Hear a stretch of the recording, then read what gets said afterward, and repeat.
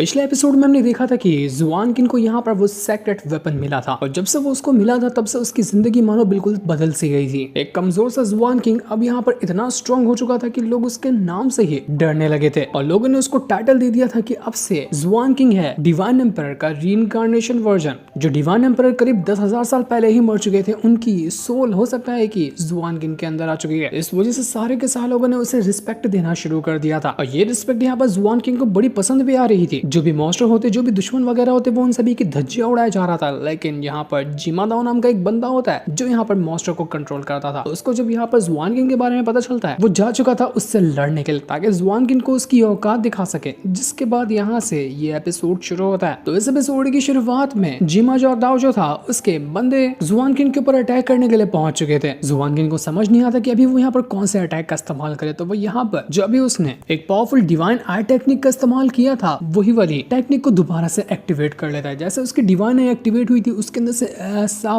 Blast होता है aura का कि जितने भी यहाँ पर दुश्मन लोग आए थे उसके ऊपर अटैक करने के लिए, सबकी सोल उनके शरीर से बाहर फेंका जाती है। सोल उनका शरीर छोड़ चुकी थी। यहाँ पर जुआनकिन का ऑरा देखकर वो सारे लोग जल्दी जल्दी अपनी सोल को पकड़कर अपने अंदर डाल देते हैं, जिस वजह से यहाँ पर वो लोग दोबारा जिंदा हो चुके थे। वरना तो यहाँ पर उनका बिल्कुल खेल खत्म ही था। ये जब यहाँ पर हुआ था तो वो लोग जो थे एकदम दंग रह चुके थे कि अभी हमारे साथ क्या हुआ। ये बंदा अपने ऑरा से हमारे अंदर से हमारी सोल को घसीट कर बाहर निकाल सकता है। लगता है कि गलत बंदे से पंगा ले लिया हमने। वो लोग तुरंत यहाँ से अपनी जान बचाकर भागना शुरू कर चुके थे। जिमादाओ जब यहाँ पर देखता है कि उसके बंदे उसी के पास दौड़े दौड़े वापस आ रहे हैं, तो वो उनसे कहने लग जाता है कि अबे निकम्मो, मैंने तुम लोगों को कहा था कि जाकर उस जुआनकिन को मारो, तुम रिटर्न क्यों भाग कर आ रहे हो। तो उसके चेले चपाटे कहना शुरू कर देते कि अरे बॉस जब आप खुद जाओगे ना तो आपको पता चलेगा कि हमारे सामने जो खड़ा है ना, ये कोई बच्चा नहीं है, ये शैतान है, शैतान। आप इसकी पावर देखोगे ना तो आप खुद भी हिल जाओगे, हमसे ना हो पाएगा, हम तो यहाँ पर इसके ऊपर अटैक कर नहीं पाएंगे। तो ये सुनकर जिमादाओ भड़क चुका था। वो कहने लग जाता है कि भाड़ में जाओ, तुम लोग किसी काम के नहीं हो। लगता है कि ये मैटर मुझे अपने हाथों में ही लेना पड़ेगा। यहाँ पर होंगयान जो थी वो यहाँ पर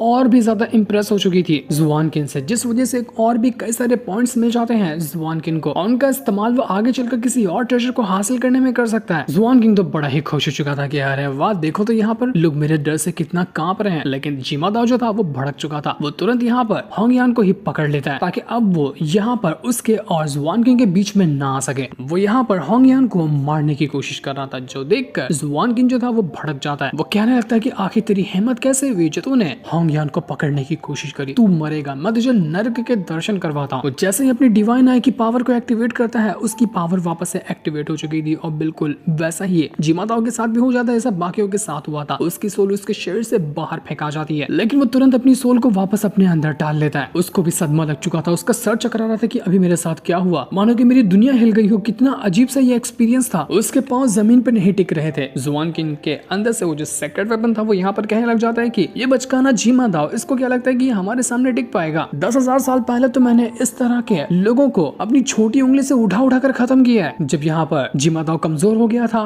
तो होंगयान भी अपने आप को उसके चुंगल से छुड़ा लेती और तुरंत वो अपनी पावर का इस्तेमाल करने लग गई थी ताकि जो हरकत यहाँ पर जिमादाओ ने करने की कोशिश की है उसकी उसको सजा दे सके। वो तुरंत यहाँ पर अपना फायर लोटस समन कर लेती है और उसकी मदद से वो जिमादाओ को जलाकर खत्म करने की कोशिश कर रही थी। उसने अपना पूरा का पूरा फायर लोटस उठाकर पटक दिया था उसे जिमादाओ के ऊपर, जिस वजह से उसकी हालत खराब हो जाती है। वो जलने लग गया था। जिमादाओ कहने लग जाता है कि देखो तुम लोग पछताओगे, अगर तुमने यहाँ पर मेरी जान ली तो तुम्हें पता है ना, मुझे कुछ हुआ तो मेरा 20 सेट जो है वो तुम्हें नहीं छोड़ेगा, वहाँ के मास्टर तुम लोगों की जान ले लेंगे, इसलिए बेहतर यही होगा कि तुम मेरी जान बख्श दो। लेकिन होंगयान तो पूरी तरह से जलाकर उसको खत्म ही कर देती है। यहाँ पर जिमादाओ मर चुका था। इसके बाद होंगयान जो थी वो यहाँ पर जुआनकिन से कहने लग जाती है कि मास्टर आपने तो बहुत कमाल किया, हमने आखिरकार इस जिमादाओ को जान से मारकर खत्म कर दिया जो हमारे लिए काफी टाइम से मुसीबत बना हुआ था। तो मैं ना आपको अपने घर ले जाना चाहती हूँ, क्या आप मेरे साथ मेरे घर चलेंगे? मेरे सिटी के लोग जो है ना वो भी आपको देखना चाहते हैं, आपसे मिलना चाहेंगे, वो तो आपको एक बार मेरे सिटी में चलना चाहिए। ये सुनकर जुआनकिन काफी ज्यादा खुश भी हो जाता है कि हाँ मैं चलूंगा ना तुम्हारे सिटी के अंदर। इसके बाद वो दोनों वहां से आगे बढ़ चुके थे। दूसरी तरफ हम यहाँ पर 20 सेक्ट को देखते हैं, जिसके बाद वो जिमादाओ करते करते मर गया था। वहां पर एक मास्टर होता है जो कि बहुत ज्यादा गुस्से में था क्योंकि अभी जो कांड हुआ उसकी खबर उसको जाकर लग चुकी थी। वो यहाँ पर मास्टर गुस्से में कहने लग जाता है कि आखिर उस होंगयान को तुम लोग पकड़ क्यों नहीं पाए? पिछली बार भी वो हमारे सेट की एक बहुत ही पावरफुल कमांडर को जान से मार दी थी और इस बार तो उसने जिमादाओ को जान से मार दिया। निकम्मों की फौज पाल कर रखा है मैंने, एक मामूली इस लड़की लड़की को तुम लोग पकड़ नहीं पाए, किस काम के हो तुम लोग? लगता है कि अब अपनी आर्मी को और ज्यादा स्ट्रांग बनाना पड़ेगा। मैं और भी कई सारे पावरफुल बीस्ट को समन करता हूँ। हम यहाँ पर बैटल की तैयारी शुरू करते हैं, देखते हैं कि इस बार वो होंगयान हमारे चुंगल से कैसे बच सकती है। तो उसके चेले चपाटे कहने लग जाते हैं कि मास्टर ये काम अकेले होंगयान का नहीं है, उसके साथ एक और लड़का भी मौजूद है। लोग उसको डिवाइन एम्पायर का रीइंकार्नेशन वर्जन कहते हैं। अब मैंने देखा तो नहीं है, लेकिन वो बहुत ज्यादा स्ट्रॉन्ग है ऐसा कहा जाता है, और उसकी ही मदद से होंगयान ने जिमा दाओ को जान से मार दिया। तो मास्टर कहना चाहते हैं कि फिक्र करने की कोई बात नहीं है। मैं भी देखता हूँ कि अब यहाँ पर वो कोई भी क्यों ना हो, वो मेरे सामने टिक पाता है या नहीं टिक पाता। मैं एक एक को चुन चुन कर जान से मार डालूंगा। अब वो लोग मेरा कहर देखने के लिए तैयार हो जाओ, सबको मरना होगा। तो दूसरी तरफ यहाँ पर जुआन किंग जो था उसको होंगयान अपनी सिटी के अंदर ले आती है। ये जगह बहुत ज्यादा कमाल की लग रही थी। यहाँ पर आकर होंगयान भी बहुत ज्यादा खुश थी। उसने सिटी में पहले ही खबर फैला दी थी कि मैं यहाँ पर आ रही हूँ ना डिवाइन एम्परर के रीइंकार्नेशन वर्जन को साथ में लेकर आऊंगी, इसलिए जश्न की तैयारी शुरू करो। यहाँ पर पूरे सिटी के अंदर ये खबर फैली हुई थी। रास्ते में घूम रहे लोग बस यही बात कर रहे होते हैं कि तुम्हें पता है डिवाइन एम्परर जो है ना उनका रीइंकार्नेशन वाला वर्जन कोई बंदा आया है। वो बंदा इतना स्ट्रॉन्ग है कि वो बिल्कुल डिवाइन एम्परर की जितना पावरफुल लगता है। लेकिन कुछ बंदों का ये भी कहना होता है कि मुझे तो लगता है कि कोई बेवकूफ और बहरूपिया है वो। क्या तुम लोगों ने अपनी आंखों से देखा है उस बंदे को अपनी पावर एक्टिवेट करते हुए? जब वो अगर हमारे सामने आकर अपनी पावर एक्टिवेट करे ना, तभी हमें यकीन होगा कि सच में उसके पास डिवाइन एम्परर की पावर है। वरना तो कोई भी कितना भी खुद को पावरफुल क्यों ना बता ले, हम थोड़ी ना मान लेंगे इस बात को। आधे लोग अलग बात कह रहे थे कि यहाँ पर जुआन किंग डिवाइन एम्परर वाली पावर को नहीं रखता होगा, तो आधे लोग ये कह रहे थे कि हाँ बिल्कुल हो सकता है कि जुआन किंग जो है वो डिवाइन एम्परर का रीइंकार्नेशन वर्जन होगा। तो वहीं होंगयान जो थी वो यहाँ पर जुआन किंग को अपनी सिटी की तारीफ करते हुए बता रही होती है कि हमारी सिटी ने बहुत सारी बैटल लड़ी है और हमेशा से आज तक के बिल्कुल सुरक्षित रहा है। आज तक के कभी भी हमारी सिटी के ऊपर कोई बड़ा खतरा नहीं आया, इसलिए हम चाहते हैं कि आगे भी हमारी सिटी इसी तरह से चलती रहे, कभी कोई खतरा इस पर ना आए। और ये करने के लिए हम किसी भी हद तक के जा सकते हैं। इसके बाद जैसे यहाँ पर सभी को खबर मिलती है कि जुआन किंग आकर पहुंच चुका है, पूरे के पूरे सिटी के लोग भाग कर जाते हैं उसको देखने के लिए कि हम भी तो देखें कि जुआन किंग है कितना ज्यादा स्ट्रॉन्ग। जुआन किंग यहाँ पर आकर पहुंच चुका था, लेकिन वो बिल्कुल नॉर्मल खड़ा होता है। तो सारे लोगों को यहाँ पर ठीक तरह से यकीन नहीं होता कि अगर ये डिवाइन एम्परर वाली पावर को होल्ड कर रहा होता तो ये जरा स्ट्रॉन्ग दिखता ना। रूखी फीकी से इसने एंट्री मार ली है यहाँ पर। तो ये सुनकर वो जो जुआन किंग था वो अपने सेक्रेट वेपन से कहने लग जाता है कि ब्रो तेरे पास कोई जुगाड़ है क्या? ऐसा जादू चला कि यहाँ पर लोग दीवाने हो जाए, उनको लगे कि यहाँ पर मैं डिवाइन एम्परर हूँ। ऐसा जलवा बिखरना चाहिए, मेरा कोई धमाकेदार एंट्री मारना मेरी। तो सेक्रेट वेपन कहता है कि चिंता मत कर, इसका बंदोबस्त मैंने पहले से ही कर दिया, अच्छे खासे तेरे पास पॉइंट्स मौजूद हैं, रुक मैं भी तेरी एक धमाकेदार वाली एंट्री मरवाता हूँ। तो ये होते साथ ही वहां पर बहुत ज्यादा ऑरा फैलने लग जाता है। चारों तरफ यहाँ पर ऑरा फैल चुका था और जुआन किंग की एक बहुत ही जायंट स्पिरिट समन हो जाती है। वो इतनी बड़ी थी कि कम से कम 20-30 माले की बिल्डिंग उसके सामने छोड़ी हो। इतनी पावरफुल जायंट स्पिरिट यहाँ पर जुआन किंग की पहुंच चुकी थी और ये एंट्री इतनी धमाकेदार होती है कि पूरा सिटी यहाँ पर हिलने लग गया था। दिखा रहा होता है वो लोगों को कि हाँ सच में जुआन किंग के अंदर है वो डिवाइन एम्परर की पावर, जो देखकर पूरे सिटी के लोग पगला गए थे कि यार हमें तो यहाँ पर पहले डाउट लग रहा था, लेकिन नहीं, अब यहाँ पर अपनी आंखों से देख करना हमें यकीन हो चुका है कि जुआन किंग कोई और नहीं बल्कि डिवाइन एम्परर की पावर है इसके अंदर। अजूबा इंसान है, ऐसा इंसान हमने जिंदगी में पहले कभी नहीं देखा था। सारे लोग यहाँ पर जुआन किंग की तारीफों की तारीफ करने लग जाते हैं। सभी यहाँ पर उसके लिए रिस्पेक्ट पेश कर रहे थे। उनके दिल में जुआन किंग के लिए रिस्पेक्ट बहुत ज्यादा बढ़ चुकी थी और यही तो यहाँ पर जुआन किंग के लिए फायदेमंद साबित होता है, क्योंकि जितना लोग उसकी रिस्पेक्ट करेंगे उसको उतने ज्यादा पॉइंट मिलेंगे। तो यहाँ पर सारे लोगों का पॉइंट कलेक्ट करके जुआन किंग अपने पास जमा कर लेता है ताकि वो आगे किसी वेपन वगैरह के लिए इसका इस्तेमाल कर सके। जुआन किंग काफी ज्यादा खुश था कि अरे वाह मजा ही आ गया, लगता है कि मुझे अपनी ये आइडेंटिटी ना और फैलानी पड़ेगी ताकि और लोग मेरे बारे में जाने कि मैं कितना ज्यादा स्ट्रॉन्ग बन चुका हूँ। इसके बाद होंगयान जो थी वो यहाँ पर जुआन किंग को कमरे के अंदर लेकर आती है और उसको कमरा दिखाते हुए कहती कि यहाँ पर तुम आराम से रह सकते हो, यहाँ पर मैंने तुम्हारी सारी चीजों का बंदोबस्त कर दिया है, बिल्कुल मेहमानों की तरह तुम्हारी खातिरदारी की जाएगी, उम्मीद है कि आप यहाँ पर खुशी से रह पाएंगे। जुआन किंग तो अंदर ही अंदर से बहुत ज्यादा खुश था कि अरे वाह क्या कमाल का कमरा, मन तो कर रहा है कि जिंदगी यहाँ पर गुजार दो, मेरा तो दिल खुश हो गया इस जगह पे रह के। लेकिन होंगयान जो थी वो यहाँ पर कुछ और भी बताना चाह रही थी जुआन किंग को। जुआन किंग टेंशन में आ जाता है कि कहीं यहाँ पर ये वापस से कोई मुझे भारी मुसीबत में न डाल दे, कोई बड़ी जिम्मेदारी मुझ पर न डाल दे, मेरी तो वाट लग जाएगी। होंगयान यहाँ पर जुआन किंग से कहने लग जाती कि आपने तो सुना ही होगा कि जिमा दाओ मरने से पहले धमकी देकर गया था कि उसके 20 सेक्ट वाले हमें नहीं छोड़ेंगे। तो मुझे क्या लगता है कि 20 सेक्ट वाले ना अपना कोई प्लानिंग कर रहे होंगे ताकि वो अपना प्लानिंग हमारे ऊपर ही यूज कर सके। अगर ऐसा हुआ तो हमारे लिए बहुत बड़ी मुसीबत हो सकती है। हम सब यहाँ पर शांति से रहते हैं, लेकिन अगर उन लोगों ने यहाँ पर आकर हमला कर दिया ना तो कई सारे लोगों की जान जाएगी। 20 सेक्ट वालों के पास बहुत खास तरह की ईविल पावर होती है। वो सारे के सारे ईविल पावर से भरे हुए होते हैं और अपनी पावर की मदद से वो एक एक बीस्ट को भी अच्छी तरह से समन कर सकते हैं। अगर उन बीस्ट ने यहाँ पर हमला शुरू कर दिया तो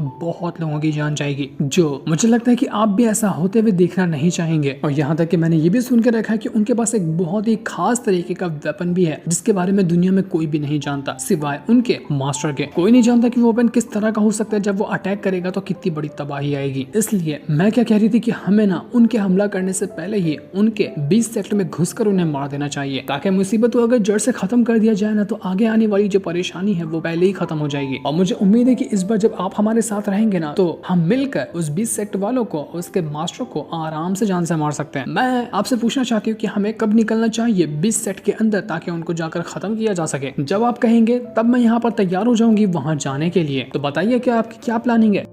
बेचारा ज़ुआनकिन अंदर ही अंदर टेंशन में आ जाता है कि यार क्या बोलूं मैं इसको, 2 मिनट सांस लेने का मौका नहीं देती। अभी इतनी बड़ी बैटल लड़के आए हो, इतने सारे जिमा दाओ उसके साथियों से, अब वापस से मुझे पूरा 20 सेट के अंदर भेजना चाहती है। बच्चे की जान लेकर रहेगी क्या तू? लेकिन वो यहाँ पर अपनी बेइज्जती तो नहीं करवा सकता था। उसको यहाँ पर वो जलवा भी तो चाहिए जो कि लोग उसे डिवाइन एम्पायर कह के बुलाते हैं। तो अगर वो मना करे तो उसकी इज्जत का कबाड़ा हो जाएगा। इसलिए वो कहते हैं कि ठीक है, कम से कम मुझे 2-3 दिन का आराम करने दो, 3 दिन बाद तुम वापस आना, तब हम चलेंगे 20 सेक्ट वालों को उनकी औकात दिखाने के लिए। तो ये सुनकर होंगयांग जो थी वो मान जाती, वो कहती कि ठीक है मैं 3 दिन बाद आपके पास वापस आ जाऊंगी पूरी तैयारी के साथ। ज़ुआनकिन सोच रहा था कि ये मेरे पास 3 दिन का टाइम है, मुझे 3 दिन के अंदर जितनी मेरे पास पॉइंट्स वगैरह मिले हैं ना उन सभी की मदद से कोई अच्छा वेपन या कोई अच्छी टेक्निक वगैरह एक्टिवेट करनी होगी ताकि मैं जब मैं 20 सेट से फाइट करने जाऊं तो वहां पर मैं उसका इस्तेमाल कर सकूं, वरना तो मेरी वाट लगी, वो लोग फिर मुझे छोड़ेंगे नहीं। वो अपने सेकंड वेपन से कहने लग जाते कि देखो तुम्हें पता ही होगा कि मैं कितनी बड़ी मुसीबत में पड़ चुका हूँ, तो जितने भी मेरे पास पॉइंट्स है ना उन सभी की मदद से कोई अच्छा वेपन वगैरह या कोई टेक्निक मुझे दे दो, इतनी कमाल की होनी चाहिए कि मैं जाकर 20 सेट से अच्छे से मुकाबला कर सकूं। तो सेकंड वेपन उसे कहना चाहते कि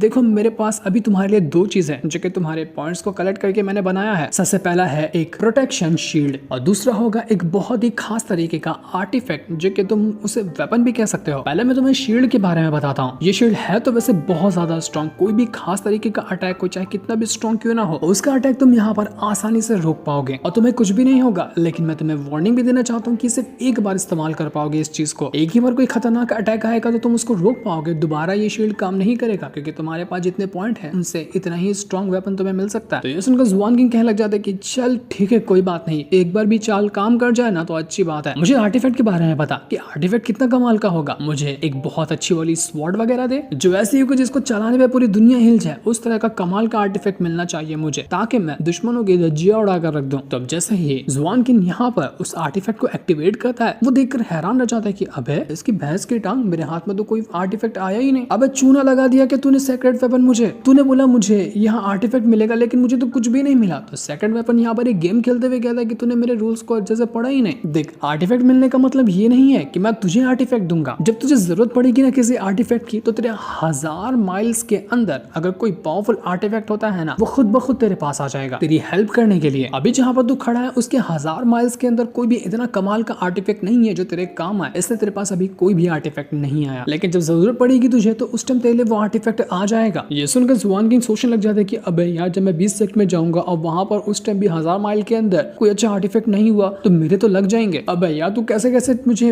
वेपन और ट्रेजर दे रहा है जो कि हर टाइम मेरे लिए ही मुसीबत की घंटी बने हुए हैं। लगता है कि आगे बहुत बड़ी मुसीबत आने वाली है, मुझे हर एक कदम फूक फूक कर रखना होगा वरना तो मेरे लगने वाले हैं। इसके बाद देखते ही देखते 3 दिन हो जाता है और जैसे 3 दिन पूरा हुआ तब वहां पर होंगयांग आकर पहुंच जाती है और ज़ुआनकिन के दरवाजे पर दस्तक देना शुरू कर देती है कि मास्टर जल्दी बाहर आइए, आपने कहा था ना कि 3 दिन बाद हमें चलना है। तो ये सुनकर ज़ुआनकिन भी बाहर निकल कर आ चुका था। होंगयांग उसे कहना चाहती कि मैंने सारी तैयारी कर दी है, आपके लिए एक घोड़ा गाड़ी का भी बंदोबस्त किया है, आप बस उसमें बैठिए और हम सब निकलेंगे यहाँ से 20 सेट के अंदर ताकि वहां जाकर उनको जान से मारा जा सके। बेचारा ज़ुआनकिन उदास मन से ही जाकर उस घोड़ा गाड़ी के अंदर बैठ जाता है जो कि घोड़ा गाड़ी घोड़ा से नहीं बनी थी बल्कि बनी थी एक फिनिक्स बर्ड से जो कि फायर से बना हुआ था, यानी कि इसको फिनिक्स गाड़ी भी बोल सकते हैं। अंदर कुछ कुछ और भी सिपाही वगैरह मौजूद थे जो होंगयान अपने साथ ले आई हुई थी। होंगयान यहाँ पर जुआनकिन से कहने लग जाती कि बताइए हमारा प्लान क्या होगा। जब हम 20 सेट के अंदर एंट्री मारेंगे तो उस टाइम हमें सबसे पहला जो स्टेप लेना है वो क्या लेना पड़ेगा। जुआनकिन के पास दिमाग में कोई आइडिया तो नहीं था, वो सीधा सा कहते कि जाएंगे और सीधा सीधा हमला शुरू कर देंगे, हम डरपोक थोड़ी है, हम सीधा अंदर घुस के मारेंगे उन लोगों को। ये सुनकर होंगयान और जितने भी बाकी सिपाही लोग थे वो लोग हैरान रह जाते हैं कि अरे ये तो मुसीबत को दावत देना नहीं हो जाएगा, थोड़ी प्लानिंग के साथ जाएंगे तो अच्छा रहेगा ना। पर होंगयान यहाँ पर सिपाहियों से कहने लग जाते कि नहीं, तुमने सुना नहीं कि यहाँ पर होंगयान बताने लग जाती उन लोगों की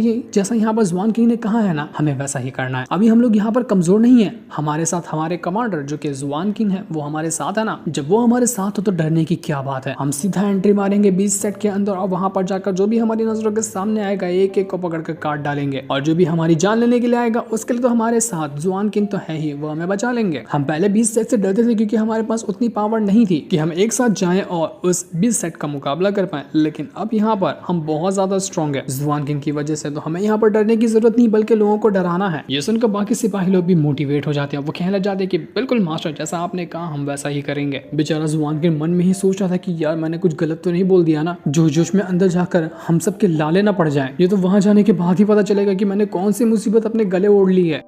अब इन लोगों के 20 सेट में आने की खबर जैसे ही 20 सेट के एक सिपाही को पता चलती है, वो तुरंत ही आकर ये खबर पहुंचा देता है अपने मास्टर को। वो मास्टर से कहने लग जाते कि मास्टर मास्टर बहुत बड़ी गड़बड़ हो गई, हमने सोचा था कि हम यहाँ पर होंगयान को पकड़ेंगे, उसको जान से मारेंगे, उल्टा वो खुद यहाँ पर चलते हुए हमारे पास आ रही है और वो पूरी तैयारी के साथ आई हुई था कि हमारे सेट के ऊपर वो हमला कर सके। तो मास्टर कहने लग जाते कि क्यों, क्या बात, तुम लोगों की फट गई क्या? अगर वो अपनी मौत के पास आ ही रही है तो तुम्हें यहाँ पर इतना घबराने की क्यों जरूरत है, हम यहाँ पर आने के बाद उसकी वैसे ही जान ले लेंगे। तो सिपाही वगैरह कहने लग जाते कि मास्टर आप समझ नहीं, वो अकेले थोड़ी ना आ रही है, उसके साथ वो जुआनकिन भी जो है जिसके पास डिवाइन एम्पायर की पावर है, वो दोनों यहाँ पर आकर एक साथ हमारे सेट के ऊपर हमला करने की कोशिश करेंगे। मेरे को तो अंदर से धक धक हो रहा है कि आगे क्या होगा अगर उन लोगों ने अटैक करके हमारे सेट को बर्बाद कर दिया तो ये सुनकर मास्टर कहने लग जाता है कि मुझे उससे कोई फर्क नहीं पड़ता, अगर वो यहाँ पर आ रहे हैं ना तो उनके साथ वो जुआनकिन हो या कोई भी क्यों ना हो, मैं सबको हैंडल करने के लिए तैयार हूँ। हम भी यहाँ पर दिखा देंगे कि हम लोग कमजोर नहीं है, किसी भी हालत में उन लोगों को छोड़ा नहीं जाएगा, एक एक को पकड़कर मार डालेंगे हम लोग। इस बार जो मैंने अपना ट्रम्प कार्ड बहुत टाइम से छुपा कर रखा हुआ था,